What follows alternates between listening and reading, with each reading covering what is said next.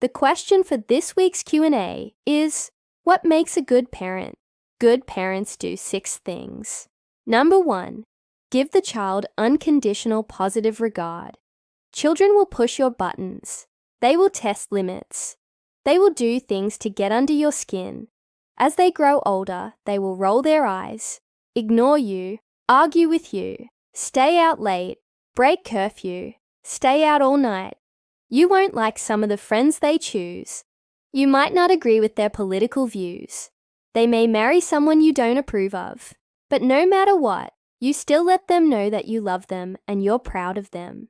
You don't withhold affection or try to bribe them into behaving in certain ways. You are there for them no matter what, because they can't change who they are. And if you try to force them to, then you are going to damage them emotionally. Unconditional positive regard is letting your children know that you love them no matter what, even when you're disappointed in them. It's a very freeing feeling for a child, knowing that no matter what happens, their parents will still love them, and it allows them to take risks in life. It allows them to explore without fear of being abandoned or rejected. Some of you might be thinking about the hippie era. All love and free love and peace, but it doesn't work like that. When kids are young, they need boundaries. They need to know that there are some things they can't do. So how do you show unconditional positive regard while still setting boundaries? To answer that question, we have to talk about point number 2. Good parents set firm boundaries. Boundaries or rules are essential for children. They need to know what's expected of them. If you don't have rules, you'll have chaos. And chaos is not good for anyone, especially children. They need structure. They need to know what time they need to be home. They need to know that there are consequences for breaking curfew. They need to know that hitting other children is not okay. All behavior has a consequence.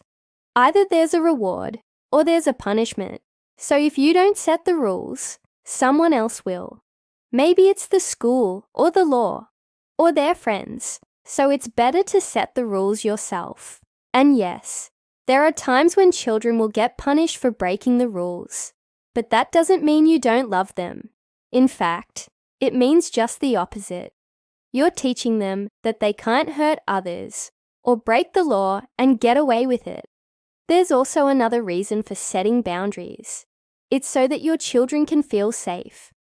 Knowing there are rules or boundaries helps them regulate their emotions. And emotion regulation is one of the main jobs of the prefrontal cortex. And that part of the brain doesn't finish developing until about age 25. So emotion regulation is one of the last things to develop. So while they're still learning, they need your help, and setting boundaries or rules is one way you can help them. So how do you balance unconditional, positive regard with setting boundaries? It's a bit of a balancing act. For young children, you're going to spend a lot of time setting reminders and consequences, and naturally, they're going to resent it. That's normal child development. They're testing limits. They want to see if you'll hold firm. So if you give in, then you're not being a very good parent. You have to pick your battles. Know when to draw the line. When you draw the line, stick to it. Don't threaten. Just enforce the natural or logical consequence. Here's an example. My daughter was visiting recently, and my granddaughter, who's almost 3, was running wild. She was climbing on furniture. She was doing cartwheels in the hallway. She was grabbing toys and throwing them across the room. Of course, she was having fun. She was being a kid. But I could see that her mother was getting more and more agitated. Finally, she picked up her daughter and said, "We're leaving. You can't behave this way here." Then they left. Later, when my granddaughter was trying to climb on a chair, my daughter said, "It's not safe to climb on chairs. If you want to climb, we can go to the playground tomorrow." So instead of punishing my granddaughter for her bad behavior, her mother gave her an alternative outlet. That's called a redirection. You're taking the negative behavior and redirecting it to something more acceptable. This is something parents do all the time. If a child is hitting a sibling, the parent might say, "It's not okay to hit. If you're angry, you can stomp your feet." Or if a child throws a tantrum, when they can't get their way, the parent might say, "I know you're upset, but we can't scream and yell in the house. If you want to yell, you can go outside and scream into a pillow." The key is to have a calm, assertive tone of voice. Stay in control of your own emotions. Be consistent with your rules. Let your children know that you love them no matter what, and then follow through with the consequences. Number 3, be a secure base. Attachment theory says that children need a secure base from which they can explore the world. Parents are the secure base. And what does that mean? It means you're the hub of their emotional universe. When they're little, they're completely dependent on you. They look to you for comfort, reassurance, protection. As they grow older, their needs change. They might feel awkward or embarrassed asking for help, but they still need to know that they can come to you. Even if they're 40 years old and living in another country, if they call you up crying, you're still their secure base. If they need to vent, they still look for you. If they need advice, they still come to you. They still want your approval. So it's important to let them know that no matter what, they can always come to you. This is where empathy comes in. You have to be able to put yourself in their shoes and understand their world. What's happening at school, who their friends are, what social media means to them, why a broken heart can feel like death. Show genuine interest in their lives. Attend their events. Ask questions. Listen to their answers. Let them tell you things about themselves. That lets them know that you're interested in them.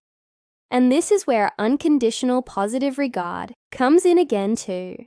Show them that you love them no matter what. Celebrate their successes and be there to comfort them during their failures. Which leads us to point number 4. Good parents nurture their child's strengths. Every child is different. Some excel at math, others at art. Some are great at sports, others at writing. Some are natural leaders. Others prefer working behind the scenes. Some are great at fixing things. Others are great at cooking. Help your children discover their strengths and nurture them. Enroll them in activities that match their interests. Encourage them to pursue those activities. Don't pressure them into things that don't interest them. Let them fail and learn from their failures. It's okay if they don't win every game. It's okay if they don't get the lead role in the play. Sometimes our children will compare themselves to others and get depressed. Remind them that everyone has unique talents and abilities. We all have something to offer the world. Number 5. Good parents model the behavior they expect from their children. Children learn by watching others. If you want your children to be honest, then be honest yourself. If you want them to be kind, then be kind. If you want them to have good manners, then model good manners yourself. If you want them to be responsible, then be responsible yourself. This is especially important during the preschool years, because that's when children are egocentric. They think the world revolves around them. It's not until they get older that they start to see other perspectives. So they learn empathy by observing others. One way you can model good behavior is to teach them how to solve problems. Instead of solving the problem for them, let them struggle with it for a bit. Then ask questions to guide them. Ask questions like, "What could you do next?" Or, "What would happen if you did this?" Or, "What would happen if you didn't do this?" Teach them to think things through before they act. Teach them to consider the consequences of their actions. These are life skills that they'll use for the rest of their lives. And finally, number 6, good parents let go. There comes a time when your children need to spread their wings and fly. Yes, it's scary. Yes, you'll worry. Yes, you'll miss them. But that's the purpose of parenting, to raise independent, productive adults. That's your legacy. That's your job well done.